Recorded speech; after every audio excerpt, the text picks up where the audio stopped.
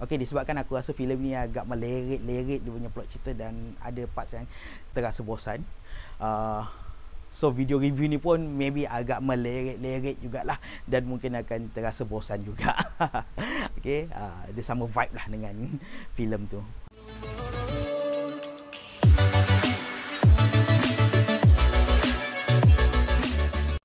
Di dalam video kali ini, movie yang akan aku gebangkan adalah movie yang bertajuk Juang. Movie Juang ni adalah satu movie yang baru saja dilancarkan saya dengan Abang Fadil minggu ni. Dan movie Juang ini adalah sebuah movie yang mengisahkan, menceritakan kisah barisan frontliners atau barisan hadapan ketika MCO ataupun PKP yang melanda Malaysia kan. Apa yang istimewanya cerita Juang ni adalah dia diwarisi oleh 5 pengarah. Bukan satu pengarah tapi 5 pengarah, iaitu Mat Lai, kemudian siapa lagi Kabir Bhatia, Aziz M. Osman, kemudian Yusri Abdul Halim dan seorang lagi Osman Ali kalau tak silap aku. Cuma aku tak tahu pengarah-pengarah ni dia mengarahkan bahagian-bahagian yang mana, sebab dia macam ada beberapa bahagian cerita ni dia pecah-pecahkan. Setiap pengarah arahkan satu kisah, tapi dia digabungkan semula jadi satu filem. Cuma yang aku dapat tahu adalah Yusri Abdul Halim dia arahkan kisah yang pasal polis, yang Zizan dengan Izu Islam tu. Kemudian Kabir Bhatia dia arahkan bahagian yang pramugari tu 113 orang nak balik daripada Wuhan ke Malaysia. Itu yang aku tahu. Yang Osman Ali, Aziz M. Osman dengan Mat Lai aku tak sure dia arahkan yang mana. Okey. Cerita ni sebenarnya sebelum aku tonton, aku menerima beberapa info ataupun beberapa pandangan lah daripada beberapa pihak. Ada yang mengatakan cerita ni best, ada yang mengatakan cerita ni tak best. So bila aku pergi tonton filem ni, aku dapat rasakan bahawa filem ni to be honest lah, aku boleh katakan aku berasa sedikit bosan. Minta maaf kepada producer, kepada pengarah semua kan, pelakon. Bosan kenapa? Sebab cerita ni dia quite dragging dan meleret lah. Dia punya plot dia agak perlahan. Sebelum kita beralih kepada plot, kita cerita pasal dia punya idea, cerita asal, konsep kan. Okey, cerita ni dia punya idea asal, konsep dia common. Dia common untuk era inilah, kebelakangan 1-2 tahun ni. Sebab banyak sebenarnya drama, movie satu je lah aku perasan, drama yang mengisahkan pasal PKP, MCO ni semua ni. Antara yang paling hampir dengan cerita ni adalah cerita Frontliners yang ditayangkan dekat Netflix. Dia terlalu common, sama sahaja, dan dia tak ada pengakhiran ataupun something yang bukan pengakhiran lah, tapi di dalam filem-filem yang mengisahkan pasal Frontliners and PKP semua punya situation ni, dia orang semua mempunyai benda yang sama. Apa yang berlaku dalam cerita dia orang tu benda yang sama. Dia tak ada benda yang something baru, something yang kita tak sangka berlaku di dalam dia orang punya. Even yang aku tahu dia orang cuba try to inspired ataupun based on the true tragedy, true history kan. Tapi kita boleh, pengarah ada lesson creativity kan, buatlah something konflik ke apa yang kita dapat rasakan benda tu macam something new, something yang fresh. Itu part tu aku rasakan benda tu macam dia quite mau menyebabkan aku bosan lah. And then going to the plot, cerita ni, perjalanan filem ni aku rasa sangat lama lah. Even dia cerita ni just 2 jam saja, tapi aku suka. Okay, sebelum kita pergi kepada yang benda yang tak baik ni, bukan tak baik lah, benda aku tak suka, kita pergi kepada benda yang bagusnya adalah susunan plot dia tu cantik. Sebab yalah, aku cakap dia ada 4 cerita tau dalam movie ni. Kisah polis, kemudian kisah food rider yang Sanjita berlakon tu, kemudian kisah doktor and nurse, dan satu lagi kisah dekat pramugari yang nak bawa pramugari dan pramugara kru kabin tu kan, yang nak bawa balik 113 orang daripada Wuhan ke Malaysia. Okey, dia ada 4 kisah ni. And then susunan cerita-cerita ni dia sangat menarik tau. Kau boleh dapat rasakan bahawa movie ni macam satu perjalanan yang smooth je. Macam movie ni tak diarahkan oleh 4 orang yang berbeza. Kesinambungan antara plot-plot tu sangat nice lah. Jadi benda tu aku puji part tu. Tapi banyak part yang aku dapat rasakan dia macam melerit, bosan. Macam scene tu macam mana nak cakap senang cakap, scene tu melerit lah. Kemudian dalam wayang tadi pun, masa aku pergi tonton, ada satu keluarga tu tak sampai setengah filem dia orang keluar dah. Dia satu keluarga, lelaki bini dengan anak dia orang. Kemudian ada satu orang penonton yang kat depan tu pun keluar juga, tak sampai setengah filem. So aku tak sure kenapa dia orang keluar, tapi aku dapat rasakan bahawa maybe dia orang rasa macam dia orang penat nunggu. Sebab part dia orang keluar tu adalah part yang mana aku rasa macam wow, aku macam dah gelisah duduk kat dalam hall tu. Itu benda yang aku kurang sukalah dengan filem ni dekat bahagian plot dia. Kemudian dekat bahagian lakonan, watak, okey, part ni aku macam okey sebenarnya. Even ada lakonan adalah pelakon-pelakon yang aku tak kenal, pelakon-pelakon baru, tapi aku rasa macam even adalah macam sikit dialog tu macam tak berapa natural, tapi aku just okey sebab lakonan yang lain tu semua quite good. Dan aku sangat puji ada beberapa pelakon yang mana lakonan dia pada aku sangat mantap, sangat bagus dalam filem ni. Ianya adalah Sanjita yang bawa watak Food Rider. Kemudian siapa lagi, Jananik. Walaupun aku, to be honest, aku tak berapa gemar dengan Jananik ni, tapi daripada segi lakonan dia lah. Tapi dalam filem ni lakonan dia quite good dan memberikan kesan. Kemudian watak siapa lagi ni, Izu Islam dengan si kawan dia Zizan. Even Zizan sebelum ni komedi punya aktor kan, tapi dalam filem ni dia try untuk jadikan watak Zizan tu serius. Walaupun ada sikit-sikit part-part humor, dan part-part humor tu aku rasa macam dah bosan sebenarnya part humor yang dia tujulkan tu. Tapi keseluruhannya watak Zizan tu quite good. Even dia membawa watak yang serius dalam filem ni. So benda tu boleh dipuji lah. Visual cinematography nice, walaupun filem ni diarahkan oleh 4 atau 5 orang pengarah yang berbeza. Dia 4 cerita yang berbeza digabungkan semula. Tapi aku dapat tahu daripada pembacaan berita mengatakan bahawa dia punya kru penggambaran, pengarah sinematografi semua adalah orang yang sama, even di bawah 4 orang pengarah yang berbeza. So itu menyebabkan cerita ni tak nampak macam sekejap lain dia punya kind of cinematography lah. Dia macam sama aja, dan cinematography dia quite good, cantik. Kemudian ada juga aku perasan part mula-mula masa Zizan nak tahan kereta, masa mula-mula sekali kan, yang dia kejar naik motor tu, konon-konon dia jalan, kemudian ada bunyi tapak kasut kotak. Part dekat situ aku ada terperasan bunyi kotak tu tak synchronize dengan bunyi tapak kasut dia yang melangkah tu. Kat situ aku rasa macam even sebenarnya aku nak bagi rendah sikit dekat bahagian bunyi dan juga muzik ni, tapi dia diselamatkan dengan dia punya lagu tema. Lagu tema dia sedap. Sebab lagu tema dia yang Terima Kasih ke apa yang Sheila Majid nyanyi tu dekat Malaysian Philharmonic Orchestra semua tu. Bunyi dia sedap.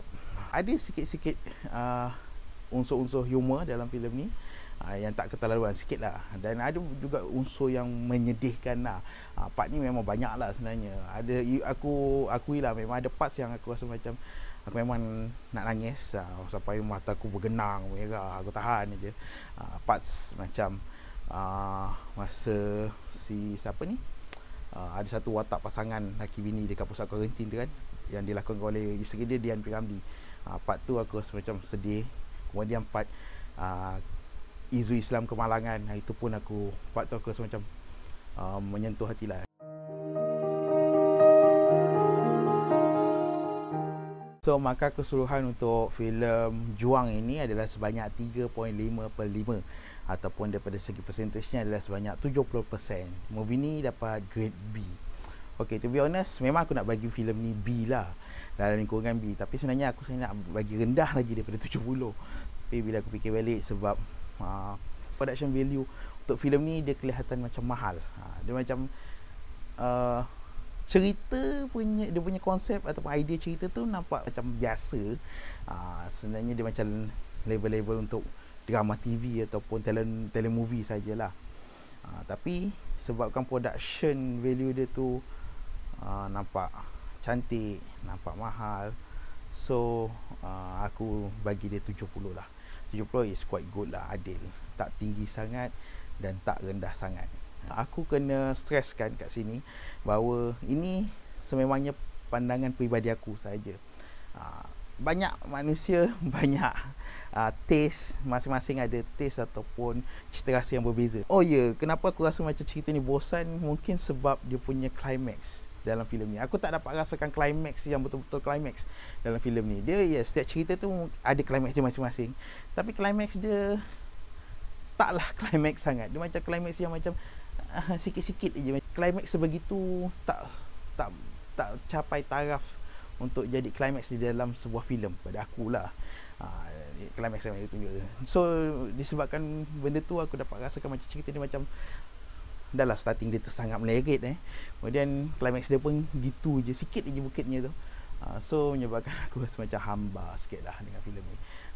Kemudian satu benda yang aku agak suka adalah even cerita ni dia adalah kisah cerita yang mengisahkan pasal perjuangan frontliners apa, tapi dia ditunjukkan jugalah. Aku tak sure benda ni intended secara sengaja, memang dia nak tunjuk, ataupun maybe dia cuba tunjukkan dengan maksud yang lain, tapi aku memaham dengan maksud yang lain. Aku tak sure parts ni mana dia menunjukkan apa yang perlakuan dibuat oleh para frontliners ketika waktu PKP tu. Ada certain parts yang kita dapat tengok sebenarnya tindakan dia orang tu sebenarnya tidak rasional sangat. Dia cuba tunjuklah banyak sebenarnya pengorbanan yang dia buat, orang tak faham apa, tapi ada parts yang kita dapat rasakan bahawa tindakan dia sebenarnya tak berapa rasional, dan ada tindakan dia juga macam tindakan dia orang tu juga tindakan yang mengikut arahan atasan yang membabi buta tanpa ada kemanusiaan. Sebagai contoh, masa part dia orang pergi tegur orang jual makanan tu kan, naik motor gerai. Kat situ dia orang persoalkan kenapa kedai makan boleh buka tapi dia orang gerai tak boleh buka. Dia orang nak cek makan juga apa semua kan, tapi dia orang punya pihak frontliners macam polis ni tetap marah, teruk dia orang tapi pada aku sebenarnya, kalau daripada segi kemanusiaannya, sebagai seorang polis sebenarnya dia boleh tegur, suruh teruskan jualan, beli, tapi yang nak pelanggan yang ada tu beli, tapi make sure jaga jarak macam tu, jaga SOP. Aku rasa itu adalah perkara yang sepatutnya dilakukan. Tapi kita dapat tahu sepanjang PKP tu banyak yang macam polis suruh tutup lah apa semua, tak boleh niaga apa. Dalam filem ni itu juga scene yang berlaku. Kat situ aku tak sure benda ni dia nak tegur, nak tunjukkan pada para frontliners bahawa ada perkara yang dia orang lakukan sebenarnya tak berapa tepat sebenarnya keputusan yang dia orang buat ketika PKP dulu. Dia tak, daripada segi kemanusiaannya tak berapa tepat, tapi daripada segi lawnya, memang dia orang ikut law je lah. Asyik-asyik guna hujah ini undang-undang, ini arahan kerajaan Malaysia apa semua tu kan. Benda tu tapi di mana sisi kemanusiaannya. Sama juga dengan watak doktor yang dibawa oleh Fadila Imran, yang mana terlibat dalam kes bawa balik pelancong, bukan pelancong, penduduk Malaysia yang berada di Wuhan tu kan. Watak doktor tu aku sangat annoying bukan annoying sebab apa, dia macam aku rasa macam doktor tu kerek gila, macam tak habis-habis dengan science and data dia lah. Tapi science and data apa benda yang dia bawa tu sebenarnya macam aku rasa macam apa yang kau cuba sampaikan, dengan dia punya kereknya, dengan dia punya tak percayalah dengan PPE yang disediakan oleh flight company, nak PPE KKM jugalah apa, and then kat atas tu dia macam tak ada tolerate punya toleransi punya sifat langsung semua nak sangat rigid, ikut law, ikut apa kononnya, sikit-sikit data and science. Sedangkan sebenarnya kemanusiaan tu sepatutnya, nilai kemanusiaan, empati, simpati tu perlu ada kepada yang lain tu kan, sebab bukan dia orang nak minta benda tu berlaku kat dia orang kan. So itu pada pemahaman aku lah, seperti macam cerita ni dia untuk menegur ataupun menunjukkan kepada para frontliners, segelintir lah, segelintir daripada mereka tu sebenarnya ada yang macam tersilap, bukan tersilap lah, macam kurang tepat dia punya tindakan pada zaman PKP tu. Tepat daripada segi undang-undang, tapi kurang tepat daripada segi sisi kemanusiaan tu sendiri. Part tu lah yang aku rasa. Tapi ini adalah pemahaman peribadi aku. Aku tak sure penulis skrip, pengarah cuba sampaikan apa. Tapi apa yang aku cuba apa yang aku faham daripada filem ni sebegitu. Oh ya, sebelum aku terlupa, aku ada satu scene sebenarnya aku memang tak suka dalam filem ni. Aku rasa macam masa aku tengok tu macam apa hal ni? Scene tu adalah scene yang aku rasa macam scene yang tak perlu dan scene yang tak masuk akal. Itu scene masa tu ribut. Kemudian polis dekat sekatan jalan raya tu, ada watak Zizan tak silap aku, dia sibuk pegang payung pasal tani tu kan. Payung tu lah, payung macam pasal tani, payung biasa tu, payung bulat besar tu, dekat tengah jalan, pegang 2 orang. Elak kan. Secara realitinya pada aku, kau just tutup je lah payung tu, tinggal baringkan, tinggal. Kemudian kau larilah pergi kanopi besar tu. Kan apa yang kau cuba selamatkan dekat bawah payung tu? Tak ada apa. Selamatkan diri daripada hujan ke? Memang dah basah dah pun. So buat apalah pegang sampai 2 orang ke 3 orang pegang payung macam tu je. Aku rasa macam benda tu macam, entahlah, itu adalah scene yang macam tak, macam aku rasa malu scene tu ada dekat dalam filem ni. Production dah dapat macam mahal, cerita dah macam mahal, tiba-tiba ada scene murahan macam tu. Aku rasa dia lebih logik bila kau letak, tunjukkan watak polis ni pegang kanopi besar tu, kanopi yang dia orang kat tepi jalan tu. Sebab ribut kan, pegang je. Sebab kanopi tu memang berguna. Kalau dia tebang, habislah semua dokumen-dokumen, barang-barang dekat bawah kanopi tu. So sebab tu kau perlu pegang kanopi tu. Tapi payung yang setakat tutup kon kat tengah jalan tu, buat apa kau pegang? Hujan ribut, tutup, tombangkan je lah. Dah, kau lari pergi ke kanopi, berlindung dekat kanopi besar tu. Nak duduk tengah jalan tu juga ribut, tak ada apa. Tapi aku tak sure lah apa yang cuba disampaikan dengan scene tu kan. Tapi secara ini reality, aku rasa secara logiknya tak perlu pun ada scene itu. Okay, secara keseluruhannya, macam aku cakap, filem ini bukanlah filem yang tak bagus. Cuma pada pandangan peribadi aku, taste cita rasa aku, filem ni memang filem yang sederhana. Dia hanya level-level telemovie ataupun drama dekat TV, dan tapi production dia nampak mahal macam filem. Tapi aku nak tekankan, filem ni, siapa yang pernah tengok cerita movie Frontliners dekat Netflix sebelum ni, bila kau tengok cerita ni, memang kalau kau setakat bandingkan 2 filem ni, memang kau akan kata cerita ni jauh best lah, lebih bagus jauh berbanding Frontliners yang dekat Netflix tu. Tapi kalau kau nak nilai filem ni secara individunya, sebagai sebuah filem, aku rasa filem ni bukanlah filem yang bagus sangat pun. Filem ni filem yang biasa sahaja, sederhana. Dan pada pandangan aku, ada parts pun macam bosan sebenarnya. Tapi apa-apa pun, ini adalah pandangan peribadi aku. Aku stress out sekali lagi, ini adalah pandangan peribadi aku. Lain orang mungkin lain cita rasa. Mungkin ada yang rasa cerita ni best, sangat best. Ada yang rasa cerita ni sangat enjoy. Ada yang rasa macam filem ni biasa. Ada yang rasa mungkin filem ni bosan. Okay, so aku ingin memohon maaf sekiranya aku ada tersilap kata, terkasar bahasa, tersilap fakta, terguris mana-mana hati pihak kan. Aku harap tak ada mana yang terkecil hati. Dan semoga kita berjumpa lagi di lain video, InsyaAllah. Assalamualaikum.